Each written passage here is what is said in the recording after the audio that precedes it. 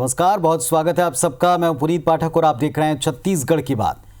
नए साल में आसपास काफी कुछ बदल रहा है। भाजपा संगठन ने हाल ही में कुछ बदलाव किए। 2 दशकों तक सौदान सिंह छत्तीसगढ़ भाजपा के प्रभारी रहे, लेकिन अब केंद्रीय नेतृत्व ने पार्टी की प्रदेश इकाई की जिम्मेदारी राष्ट्रीय सह संगठन महामंत्री शिव प्रकाश को सौंप दी। एक कुशल नेता और संघ की पृष्ठभूमि वाले शिव प्रकाश के हाथों छत्तीसगढ़ का प्रभार आने के बाद से कयासों, अटकलों और तैयारियों का एक नया दौर सा चल पड़ा। क्या कसावट की इस कवायद के मायने होने वाले हैं, कितना परिवर्तन इससे होगा, इस पर बात करेंगे। पहले एक रिपोर्ट दिखाते हैं।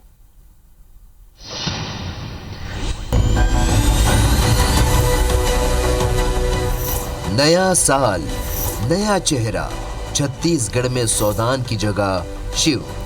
2021 छत्तीसगढ़ बीजेपी के लिए भी बदलाव लेकर आया है। नए साल में नए तेवर के साथ नजर आएगी बीजेपी। केंद्रीय संगठन ने साल के आखिरी दिन बड़ा बदलाव करते हुए छत्तीसगढ़ के लिए राष्ट्रीय सह संगठन महामंत्री का जिम्मा अब शिव प्रकाश को सौंप दिया। इससे पहले करीब 20 सालों से इस पद पर सौदान सिंह काबिज थे। राष्ट्रीय स्तर पर संगठन में फेरबदल और शिव प्रकाश की नियुक्ति को लेकर सूबे की सियासी गलियारों में चर्चाओं का दौर शुरू हो चुका है। बीजेपी जहां नए प्रभारी के दौरे को लेकर रणनीति बनाने में जुट गई है, तो वहीं कांग्रेस ने इसे बीजेपी का अंदरूनी मामला बताया, लेकिन तंज कसते हुए सवाल पूछा कि जब सौदान सिंह बीजेपी को ऊंचाइयों तक ले गए तो उन्हें जिम्मेदारी से क्यों हटाया गया। 20 साल तक उनका आशीर्वाद छत्तीसगढ़ को मिला। उनके रहते 3 बार यहाँ भारतीय जनता पार्टी की लगातार सरकार बनी। ये राष्ट्रीय नेतृत्व का निर्णय है, उनका क्षेत्र बदला है। सौदान सिंह जी भी 20 साल छत्तीसगढ़ में अपनी पार्टी को काफ़ी ऊंचाइयों तक ले गए। अभी आखिर क्या परिस्थिति ऐसी निर्मित हुई कि उनको बदलना पड़ा, और जो नए प्रभारी उनके आ रहे हैं वो भाजपा को कितना ताकत दे पाएंगे, क्योंकि छत्तीसगढ़ की जनता ने भारतीय जनता पार्टी को विधानसभा के कोने में बिठा दिया है। बहरहाल शिव प्रकाश की नियुक्ति के साथ ही केंद्रीय संगठन ने साफ कर दिया है कि उसने छत्तीसगढ़ में 2023 की तैयारी शुरू कर दी है। दरअसल शिव प्रकाश की चुनावी रणनीति, कार्यशैली और आम कार्यकर्ताओं के साथ उनका जुड़ाव काफी महत्वपूर्ण माना जाता है। गृह मंत्री अमित शाह और राष्ट्रीय अध्यक्ष जेपी नड्डा के बेहद करीबी माने जाने वाले शिव प्रकाश को बंगाल में भी पार्टी को नए मुकाम पर पहुंचाने का श्रेय है। ऐसे में केंद्रीय संगठन को छत्तीसगढ़ में भी उनसे वही उम्मीद होगी। हालांकि बीजेपी संगठन में बदलाव को लेकर कई सवाल भी उठ रहे हैं। क्या शिव प्रकाश की कमान संभालने के बाद बदल जाएगी संगठन के कामकाज की शैली? सवाल ये भी कि क्या डी पुरंदेश्वरी के बाद अब शिव प्रकाश की नियुक्ति बीजेपी में व्यापक बदलाव की आहट है। बहरहाल नया साल है, नए चेहरे हैं, पर चुनौतियां पुरानी। सवाल है शिव प्रकाश जादू की कौन सी छड़ी लेकर आएंगे और वो कैसे पार्टी को विनिंग पोजीशन पर लेकर जाएंगे। राजेश मिश्रा के साथ ब्यूरो रिपोर्ट, IBC 24। तो 2 दशकों तक सौदान सिंह ने कमान संभाली, लेकिन अब एक नई जिम्मेदारी एक नए चेहरे को सौंपी जा रही है, और ऐसे चेहरे को जो संघ की पृष्ठभूमि से आते हैं, कुशल नेतृत्व करता है और बड़े राज्य में बीजेपी को अच्छी तरह से संभाल कर चुनाव जिताने का काम भी किया है। लेकिन जो पिछले दिनों परिवर्तन दिखे हैं, उसको लेकर कई तरह के कयास, चर्चाएं, अटकलें शुरू हो चुकी हैं। हमारे साथ में एक पैनल जुड़ेगा जिनसे चर्चा करके समझने की कोशिश करेंगे कि प्रदेश में इतने लंबे समय तक सत्ता, इसके बाद अब विपक्ष की भूमिका निभाने वाली पार्टी को कैसे शिव संभालेंगे, क्या दिशा देंगे, क्या परिवर्तन देखने को मिल सकते हैं। तो नए साल की पहली डिबेट में स्वागत है आप सबका। Doctor Shirish Chandra Mishra ji, managing editor IBC 24, हमारे साथ इस मंच पर हैं। सच्चिदानंद उपासने साहब, भारतीय जनता पार्टी के सीनियर लीडर, हमारे साथ में हैं, स्वागत है आपका। बृहस्पति सिंह जी, कांग्रेस पार्टी के जिम्मेदार जनप्रतिनिधि, विधायक महोदय साथ हैं, नमस्कार, आपको भी बहुत बहुत स्वागत है। सबसे पहले शिरीष जी, ये एक कुशल नेतृत्वकर्ता के तौर पर जाने जाने वाली शख्सियत को 2 दशक तक एक पार्टी को संभालते हैं, लेकिन अब इनके आने पर इतनी चर्चाएं, इतनी अटकलें हैं, स्वाभाविक भी है, एक बड़ा परिवर्तन है।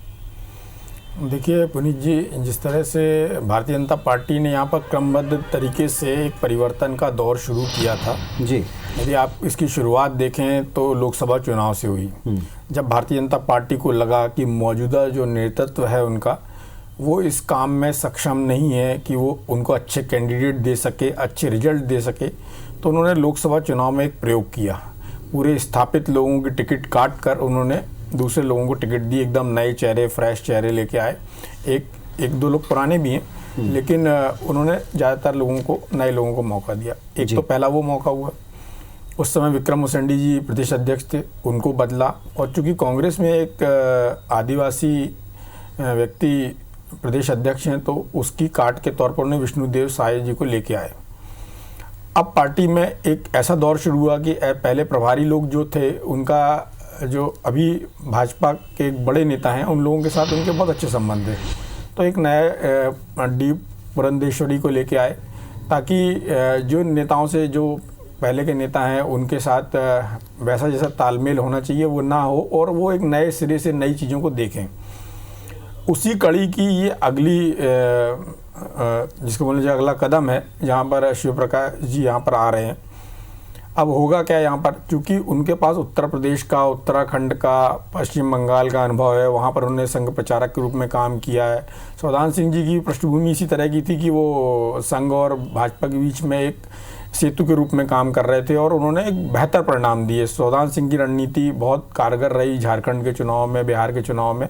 तो वो एक अच्छे सफल संगठनकर्ता और पार्टी को दिशा देने वाले नेता माने जाते थे, पर्दे के पीछे काम करने, लेकिन अपनी एक तेज तर्रार शैली और उनकी जो सक्रियता थी, सब लोगों को जानना, सबसे मिलना, उस तरह का एक व्यक्ति प्रदेश में यहाँ चाहिए था। क्योंकि भारतीय जनता पार्टी का भी जो फोकस है वो उन राज्यों में जहाँ पर चुनाव होना है, जैसे पश्चिम बंगाल है, उसके अलावा और भी जो राज्य आने वाले 4-5 राज्य जहाँ पर चुनाव होना है, तो जहाँ पे मई जून में चुनाव होना, भारतीय जनता पार्टी भी उस पर फोकस कर रही है।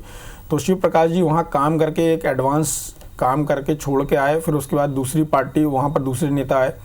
पर छत्तीसगढ़ में उनको, भारतीय जनता पार्टी को ऐसा लगता है कि अभी टाइम है, 3 साल है, तो संगठन को एक नई धार दी जाए, नए नेताओं की तलाश की जाए। और जैसा मुझे लगता है कि आने वाले चुनाव में एक नए स्वरूप में भारतीय जनता पार्टी नए चेहरों के साथ आएगी, जैसा 2003 में हुआ था, जब पार्टी ने अपने नए लोगों को चुनाव में उतारा था, और उसके बाद पार्टी को एक अच्छी सफलता मिली थी। कांग्रेस ने भी यही किया।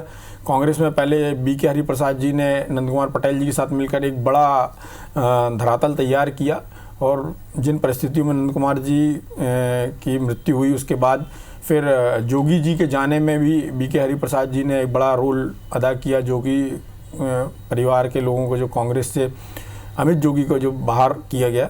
इसी तरह आप देखेंगे कि ये जो नए व्यक्ति आ रहे हैं छत्तीसगढ़ में, एक नए सिरे से काम करेंगे, क्योंकि भारतीय जनता पार्टी ऐसे चेहरों को यहाँ भेज रही है जिनका यहाँ के नेताओं से पहले कोई प्रत्यक्ष संपर्क ना हो। उसका फ़ायदा पार्टी को ये मिलेगा कि वो अपनी दृष्टि से देख पाएंगे, वो संगठन के जो मौजूदा लोग हैं उनकी दृष्टि से ना देखकर वो अपनी दृष्टि से देख पाएंगे। और उसका फ़ायदा भारतीय जनता पार्टी के उन सभी लोगों को होगा जो लगातार एक बात करते रहे हैं कि पार्टी 40-50 लोगों के बीच में सिमटी हुई है। उपासनी जी हमारे साथ हैं, उनकी भी पीड़ा रह के सामने आती है, और ऐसे सारे लोग जो काम करते रहे हैं उनकी भी पीड़ाएं सामने आती रही हैं। तो उपासनी जी हमारे साथ हैं, वो भी बेहतर बता पाएंगे कि इन सब के मायने क्या हैं। और कांग्रेस के हमारे साथ बृहस्पति सिंह जी हैं, वो अपने अनुभव से बताएंगे कि भारतीय जनता पार्टी को क्या फ़ायदा होने वाला है, उनकी पार्टी के सामने क्या चुनौतियाँ आने वाली हैं। उपासनी साहब, याद है हमको चुनाव के दरमियान जब कभी भी ऊंच नीच हुई है, तब आपने पार्टी का मजबूती से पक्ष इस मंच पर भी रखा है, और हर बार नतीजों के बाद, खासतौर पर जब फेवरेबल नहीं रहे पार्टी के लिए इतने लंबे सत्ता में रहने के बाद, तब भी आपने कहा था कि अब चुनौती को परिवर्तन से ही आप आगे ले जा पाएंगे, पूरा कर पाएंगे।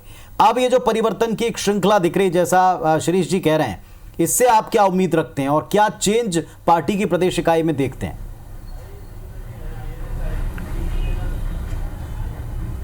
देखिए, निश्चित ही परिवर्तन हमेशा जो है ऊंचाइयों पर ले जाने का होता है, और भारतीय जनता पार्टी में ये प्रक्रिया सतत चलती रहती है।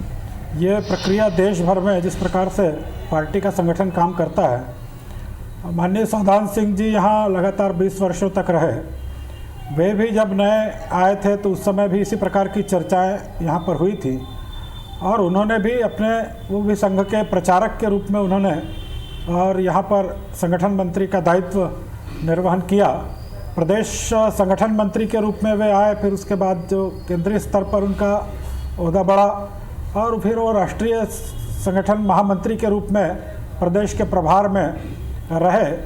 तो स्वाभाविक रूप से उन्होंने प्रदेश महामंत्री संगठन के रूप में जो काम यहाँ पर किया था उसके चलते वो यहाँ के संगठन से वाकिफ़ हुए थे, जानकारी उनको हुई थी। और जब सत्ता पर आने की कवायद चल रही थी उसी समय वे यहाँ पर आए। निश्चित ही उस शून्य के समय में उन्होंने सत्ता और संगठन ठीक चले इस दृष्टि से सबसे पहले, और जिस प्रकार से नीचे स्तर तक जाकर, मैं स्वयं जिलाध्यक्ष था जोगी जी के शासन के समय, मैंने देखा कि उस समय सौदान सिंह जी लगातार जिलों तक गए, जिलों की बैठक के लिए लगातार कार्यकर्ताओं से मिले और उस समय संगठन को जीवंत बनाने का काम जो है उन्होंने अपने उस कार्यकाल में किया, जिसकी परिणति हुई कि संगठन जीवंत हुआ जी। और सत्ता तक हम पहुंच पाए। तो ये बहुत बड़ी कामयाबी उस समय स्वाभाविक रूप से उनके नेतृत्व में जो हुई। और जो भी केंद्रीय नेता, राष्ट्रीय अध्यक्ष के रूप में माननीय राजनाथ सिंह जी या दूसरे भी जो नेता हैं, उन सब लोगों ने भी उसी प्रकार से इस प्रदेश को एक प्रकार से दिशा देने का काम किया था, जिसके परिणाम स्वरूप जो है और अभी जो परिवर्तन हुआ है, मैं मानता हूँ कि इस परिवर्तन से भी पार्टी में एक नई ऊर्जा का संचार होगा। उपासने जी, दो बातों के आप पहले भी पक्षधर हैं। एक, नए चेहरों को मौका दें, नई टीम को मौका दें, जो ज़मीनी कार्यकर्ता है उसको मौका दें। और दो आरोप रहे इस पूरे दरमियान, खासतौर पर चुनाव के वक्त, की ज़मीनी पकड़ कार्यकर्ताओं की कम हो गई, कार्यकर्ताओं की सुनी जाना थोड़ी कम हो गई, जिसका कहीं ना कहीं नुकसान उठाना पड़ा बीते चुनाव में या उपचुनाव के वक्त में। क्या ये जो नए चेहरे हैं, और जैसा शिरीष जी भी कह रहे थे कि फ्रेश अप्रोच के साथ में, चूंकि बहुत ज़्यादा संपर्क नहीं है, फ्रेश अप्रोच के साथ में प्रदेश को देखेंगे, तो क्या इसका लाभ मिलेगा पार्टी को, जो ज़मीनी कसावटें लौटेगी? जी निश्चित रूप से। और जो एक नए प्रभारी अभी प्रदेश को मिली हैं, सह प्रभारी भी मिले हैं, पहली बार सह प्रभारी के रूप में भी हमको और नेतृत्व मिला है। तो जैसे दो नेतृत्व जो हैं उन्होंने पहले प्रवास में ही ये बता दिया कि वे जिलों तक जाएंगे, सब प्रकार से कार्यकर्ताओं को टटोलेंगे। तो स्वाभाविक रूप से जो ज़मीनी कार्यकर्ता है, उस ज़मीनी कार्यकर्ताओं को जब महत्व मिलने लगेगा तो स्वाभाविक रूप से पार्टी आज जिस मुकाम पर हम विधानसभा की स्थिति में पहुँचे थे उससे हम उभरेंगे और पुनः जो है कार्यकर्ताओं की ये जो देवदुर्लभ टीम है छत्तीसगढ़ में, जिसने शून्य से पार्टी को शिखर तक पहुंचाने में महत्वपूर्ण भूमिका अदा की थी, वो कार्यकर्ता यदि सम्मान प्राप्त कर लेगा तो स्वाभाविक रूप से मैं मानता हूं कि वर्षों से जिन लोगों ने पार्टी को सींचा है, पार्टी के लिए त्याग, तपस्या, बलिदान किया है और पार्टी से बाहर वे सोच नहीं सकते, पार्टी ऊंचाइयों पर जाए, यही उनकी सोच होती है और उसी विचारों को वो अभिव्यक्त करते हैं। तो उसके पीछे किसी व्यक्ति पर आरोप नहीं होता है, संगठन पर आरोप नहीं होता है, पार्टी की सोच होने के कारण इस प्रकार से वो अभिव्यक्ति चाहे पार्टी के मंच पर हो या बाहर हो वो होती है। तो उसको पार्टी ने गंभीरता से लेना चाहिए और मेरे को लगता है कि नया नेतृत्व इस दिशा में छत्तीसगढ़ में इन सब बातों को, उन लोगों को सुनेगा जो कहीं ना कहीं थोड़े बड़े इससे जो है नाराज़ हैं या थोड़ी बड़ी शिकायतों को कहीं अनदेखा हुआ है उनके, और उसको पार्टी स्तर पर यदि सुना जाएगा तो मैं मानता हूँ कि जिस प्रकार से और राष्ट्रीय स्तर पर यह परिवर्तन छत्तीसगढ़ में किया गया है, जिन्होंने बंगाल में, पश्चिम बंगाल में जिस प्रकार से पार्टी को धारदार बनाया है वो हम सब देख रहे हैं। तो उनके उस नेतृत्व का लाभ छत्तीसगढ़ को एक संघ के प्रचारक के रूप में भी उनकी जिम्मेदारी उन्होंने काफ़ी समय तक निर्वहन की है और अब भारतीय जनता पार्टी के सह संगठन महामंत्री के रूप में वे यहाँ पर आ रहे हैं। तो ये एक अच्छी शुरुआत जो है केंद्र ने, माननीय नड्डा जी ने यहाँ की नब्ज को पहले से जाना है छत्तीसगढ़ में, ऐसी उम्मीद होना चाहिए। समय तक माननीय नड्डा जी बृहस्पत सिंह जी भी हैं हमारे साथ में, मैं चाहता हूं कि उनकी भी राय जान लें, उनसे भी पूछें। बृहस्पत जी, एक जो टिप्पणी मिली है कि लंबे समय तक किसी चेहरे ने प्रदेश को संभाला, अब ये परिवर्तन हुआ है तो ये अंदरूनी जो कलह, शिकायतें, गुटबाजी, इससे जोड़कर कुछ बयानों के संकेत दिए गए। क्या पार्टी को लगता है, एक मजबूत विपक्ष नहीं, ये बात आप लोग लगातार कहते रहे, लेकिन अब संगठन में कसावट का दौर चल पड़ा बीजेपी में, ये चुनौतीपूर्ण हो सकता है कांग्रेस पार्टी के लिए, सत्ता पक्ष के लिए?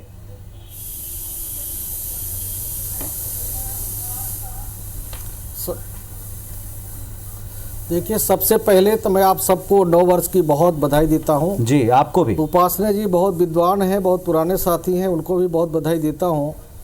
ये 15 साल तक लंबे समय तक यहाँ सिंह साहब रहे और आज दूसरे जगह गए, वो उच्च स्तर पे गए, उनको भी बधाई देता हूँ। और कई जगह से हमारे आकर नए जो प्रभारी यहाँ बनकर आए उनको भी धन्यवाद देता हूँ, बधाई देता हूँ और आशा करता हूँ कि बहुत अच्छा काम करेंगे, छत्तीसगढ़ के विकास के लिए काम करेंगे। ये पार्टी के अंदर, इनके अंदर अंदरूनी काफ़ी कलह बढ़ चुकी थी। भाजपा में इतना ज़्यादा कलह बढ़ चुका था कि इनके पास दूसरा विकल्प नहीं था। बहुत दिन तक वो समझाने की कोशिश किए। 15 साल की सरकार 14-15 सीटों में आकर सिमट गई।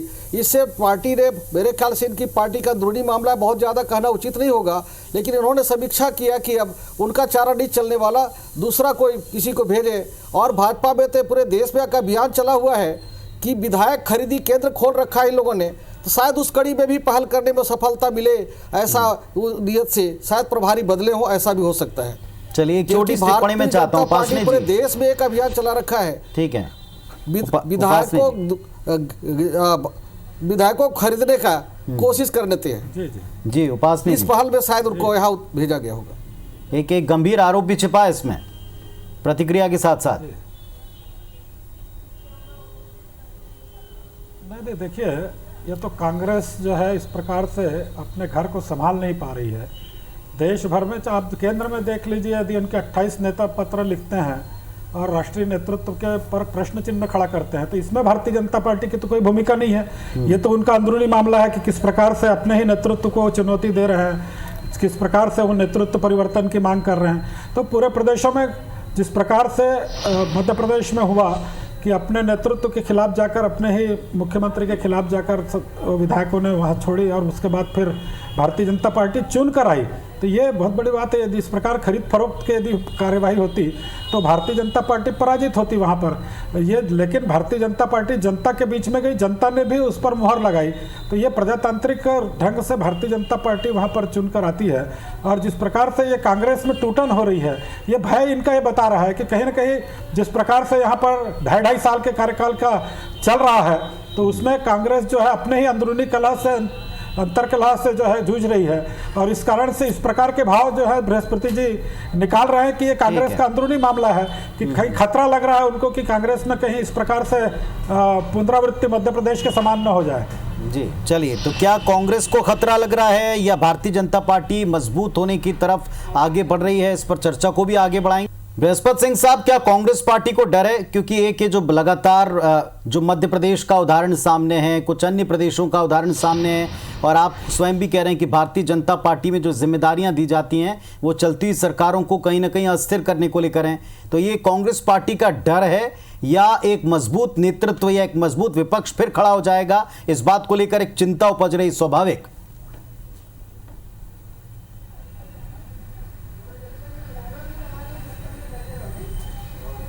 स्वागत है। मजबूत विपक्ष होकर अगर उभर कर आते हैं, छत्तीसगढ़ की सेवा करते हैं, मदद करते हैं। विपक्ष का भी जितना सरकार की जवाबदारी सरकार चलाने में होता है उतना ही विपक्ष मजबूत की भी भूमिका होता है।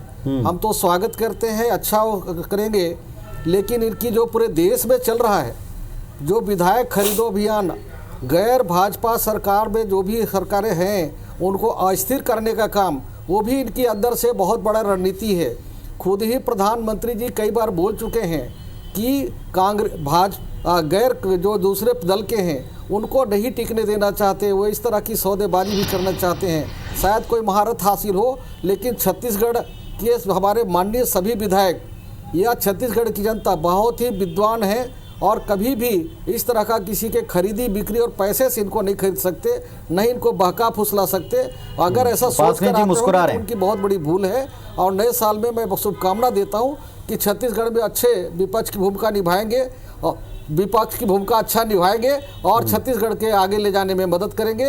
और मुझे उम्मीद है कि दिल्ली से और वहाँ से आ रहे हैं तो मोदी जी को भी सद्बुद्धि, यहाँ की बात जाकर बताएंगे कि मोदी जी को सद्बुद्धि है। जो आज हिटलर शाही फरमान जो मोदी जी ने जारी किया है, जिसके कारण देश के पूरे हिंदुस्तान के जी एकदम नया एंगल है नियुक्तियों को लेकर और एक नई चिंता है। कैसे देखते हैं आप? एक मजबूत विपक्ष रहे, बहुत अच्छी बात है, लाभ पहुंचाने काम कर रहे हैं, मजबूत पार्टी रहे, बहुत अच्छी बात है, अड़ंगाबाजी करने का काम कर रही है, उसमें भी हमको उम्मीद है कि बहुत शुभकामना देता हूँ कि बहुत अच्छा विपक्ष की भूमिका निभाते हुए छत्तीसगढ़ की मदद करेंगे और सद्बुद्धि की बातें मोदी जी तक पहुंचाने का काम करेंगे। बड़ा भयभीत दिख रहा है बृहस्पति सिंह जी। उपासनी जी, पूरा विषय उन्होंने जो है अपने कांग्रेस पार्टी, पूरा विषय जो है बहुत बहुत भयभीत नजर आ रहे हैं कांग्रेस के हमारे मित्र जो हैं बृहस्पति जी, और उनको लगता है कि अपने घर में कहीं ना कहीं डर लग रहा है, और भारतीय जनता पार्टी का संगठनात्मक नेतृत्व परिवर्तन वो अपने ही पार्टी से के अंदर जो है खलबली मची हुई दिख रही है। तो ये बहुत बड़ी भारतीय जनता पार्टी की जीत है। हम तो विपक्ष की भूमिका धारदार निभा ही रहे हैं, कांग्रेस को हर मामले में कटघरे में खड़ा कर ही रहे हैं। किस प्रकार से कांग्रेस पार्टी आज हर मामले में कटघरे में खड़ी दिखाई दे रही है, किस प्रकार से अपनी व्यवस्थाओं को सुचारू रूप से नहीं कर पा रही है, अव्यवस्थाओं का आलम लगातार हर मामले में दिख रहा है। तो ये कांग्रेस इससे भयभीत है कि सरकार चला नहीं पा रही है। नहीं, लेकिन ऐसे उदाहरण सामने आते हैं। एक सवाल सुनेगा आपके लिए बाबा दिल्ली जाकर जी।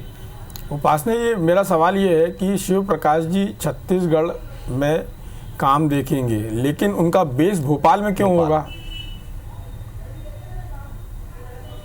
क्या आप भोपाल में उनको रख कर या वो भोपाल में रह के छत्तीसगढ़ की बीजेपी को मजबूत कर पाएंगे, या इसके पीछे ये कोई आशा है कि दीपक बृहस्पति जी ने यहाँ काम किया है और वो मध्य प्रदेश में और मध्य प्रदेश छत्तीसगढ़ दोनों का काम देख रहे हैं, इसलिए वहाँ उनके साथ कोऑर्डिनेशन में काम करने की कोई रणनीति हो? देखिए, केंद्र कहीं भी हो, माननीय सौदान सिंह जी का केंद्र रायपुर हुआ करता था, लेकिन वो अनेक प्रदेशों का प्रभार उनके पास था। जो संगठनात्मक व्यवस्था होती है कि हमारे राष्ट्रीय महामंत्री संगठन के अंडर में जो हमारे महामंत्री सह संगठन महामंत्री हैं, उन लोगों को अनेक प्रांतों की जिम्मेदारी दी जाती है, और वे वहाँ उन प्रांतों पर नीचे जो संगठन महामंत्री हैं उनके साथ तालमेल बिठाकर और प्रदेश अध्यक्ष के साथ तालमेल बिठाकर वे काम करते हैं। ये एक त्रिस्तरीय व्यवस्था जो है पार्टी में संचालित होती है, और उस अनुरूप उनका केंद्र यदि भोपाल रखा गया तो इसमें कोई छत्तीसगढ़ को अनदेखी की गई या छत्तीसगढ़ के साथ किसी प्रकार से नहीं उपासना जी, उसके कम आका गया, ऐसा नहीं है। मध्य प्रदेश बड़ा राज्य है, उससे लगे हुए उनके मध्य महाराष्ट्र भी उनके पास है, अन्य राज्य बंगाल भी उनके पास है। तो लगे लगे राज्यों में उनका केंद्र यदि मध्य प्रदेश में बनाया गया है तो वो मध्यस्थ बीच के दृष्टि से रखा गया है, ताकि वे आसानी से सभी प्रांतों पर नज़र रख सकें, सभी प्रांतों पर वे जा सकें। लेकिन उपासनी जी, जब 2001 या 2 में जब सौदान सिंह जी यहाँ पर आए थे तो भारतीय जनता पार्टी की इतनी दयनीय स्थिति नहीं थी, जबकि भारतीय जनता पार्टी के 12 विधायक भी टूट चुके थे, और एक विधायक पहले टूटा, फिर 12 टूटे, फिर एक असंबद्ध रहा।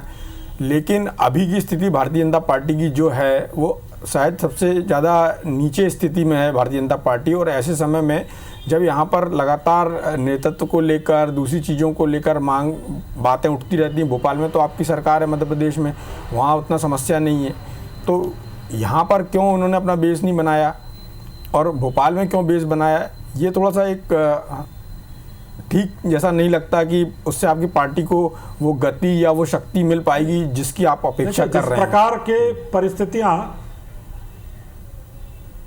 छत्तीसगढ़ राज्य बनने के बाद जिस प्रकार से कांग्रेस की सरकार ने यहाँ पर विधायकों की खरीद फरोख्त का, जनप्रतिनिधियों की खरीद फरोख्त का दुकान खोल रखा था, भय और आतंक का राज यहाँ पर स्थापित किया गया था कांग्रेस की सरकार के द्वारा, वो हम सबके सामने है कि किस प्रकार से जनप्रतिनिधियों को नीचे स्तर के भी और विधायक स्तर के भी जनप्रतिनिधियों को लगातार जो है भय, आतंक और सब प्रकार से प्रताड़ना, ये करने का एक बड़ा षड्यंत्र इस प्रदेश में। नहीं, पॉइंट उपासने साहब, वक्त बड़ा कम बचा है, बहुत संक्षेप में उत्तर दीजिएगा। 12 विधायक जो श्री जी के कहने का अर्थ है वो सिंपल है कि जो स्थिति थी प्रदेश में बीजेपी के, जो आज के हालात हैं उनमें एक बड़ा फर्क है। यहाँ रहते, यहाँ केंद्र होता तो ज्यादा कसावट आ सकती थी, यहाँ भी काफी बार करना पड़ेगा, क्योंकि यहाँ जैसी स्थिति भाजपा की कहीं और दिखती नहीं वो पूरा समय देंगे माननीय। और यहाँ पर ऑलरेडी जो है बिंदेश्वरी जी और एक सह प्रभारी भी हैं, वे भी लगातार आएंगी, वो भी लगातार उनका भी प्रवास होगा। और शिव प्रकाश जी जिस प्रकार से मंजे हुए संगठन मंत्री हैं, उनका निश्चित रूप से वो मध्य प्रदेश और छत्तीसगढ़ तो पहले एक ही था, तो वहाँ से और यहाँ लगातार वो संपर्क में रहेंगे, आएंगे, और जो एक व्यवस्था दी जाती है उनके द्वारा, उस व्यवस्था का पालन करना यहाँ के संगठन की जिम्मेदारी है, यहाँ के नेताओं की जिम्मेदारी है। और मैं मानता हूँ कि वो जिस प्रकार से उनका कुशल नेतृत्व है, उस नेतृत्व के चलते हुए भले थोड़े समय के लिए आएंगे, लेकिन एक सही रास्ता जो है नेताओं को और कार्यकर्ताओं को देंगे और संगठन को देंगे। चलिए, 100 की एक बात जो यहाँ बृहस्पति सिंह साहब कह रहे थे कि साहब एक मजबूत विपक्ष हो तभी लोकतंत्र बहुत अच्छे से चलेगा, तभी सरकार सही तरीके से वर्क फंक्शन कर पाती है, अगर विपक्ष भी मजबूती से तमाम अनदेखे वाले मुद्दों को उठा सकता है। उम्मीद तो यही करेंगे कि एक मजबूत विपक्ष, एक मजबूत दल दिखाई पड़े जैसा बाकी हिस्से में दिखता है देश के, लेकिन यहाँ उसका बिल्कुल उलट स्वरूप दिखाई पड़ता है। नई जान फूके ऐसी भी उम्मीद करते हैं, और जो अटकलें हैं वो आप भी बेहतर जानते हैं, लेकिन ये प्रसन्नता का विषय बने पार्टी के लिए नए साल में, ये उम्मीद करते हैं। बहुत शुक्रिया आप सबका जुड़ने के लिए। नमस्कार।